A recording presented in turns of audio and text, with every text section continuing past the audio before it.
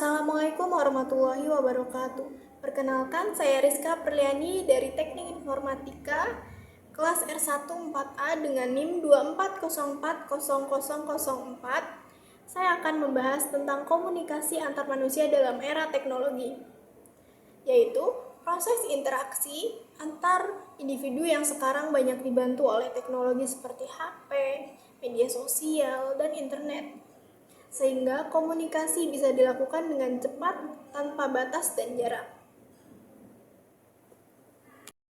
Selanjutnya, dampak komunikasi digital pada hubungan antar pribadi. Jadi pengaruh yang ditimbulkan oleh penggunaan teknologi chat, media sosial, dan video call terhadap hubungan antara satu orang dengan orang lain. Artinya, cara kita berkomunikasi secara digital bisa memengaruhi hubungan kita dengan orang lain. Contoh gampangnya, kayak kita bisa jadi lebih dekat karena sering chat. Nah, itu sisi positifnya. Tapi juga bisa jadi renggang karena kurang ketemu langsung. Itu juga sisi negatifnya. Nah, intinya komunikasi digital itu membantu, tapi belum tentu bikin hubungan lebih dekat secara perasaan.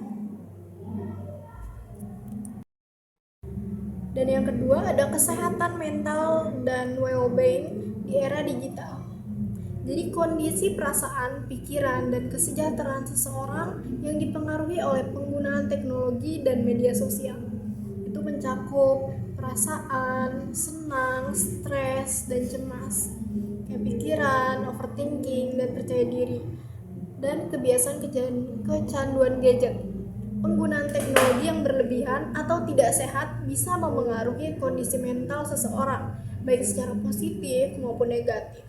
Nah, versi gampangnya ini contohnya bisa bikin seneng, kayak kita nonton hiburan. Dan yang kedua, tapi juga bisa bikin stres karena kita membandingkan diri kita dengan orang lain.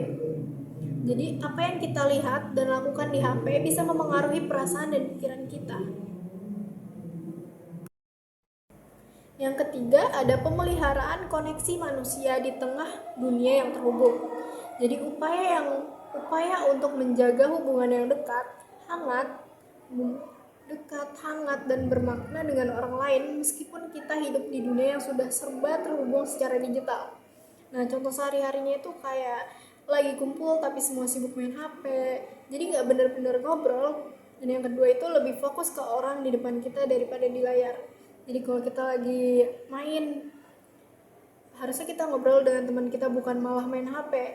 Ya, artinya tetap membangun kedekatan emosional, bukan hanya interaksi lewat HP. Fokusnya bagaimana tetap punya hubungan yang nyata dan bermakna di tengah komunikasi digital. Sekian dari saya, kurang lebihnya mohon maaf. Wassalamualaikum warahmatullahi wabarakatuh.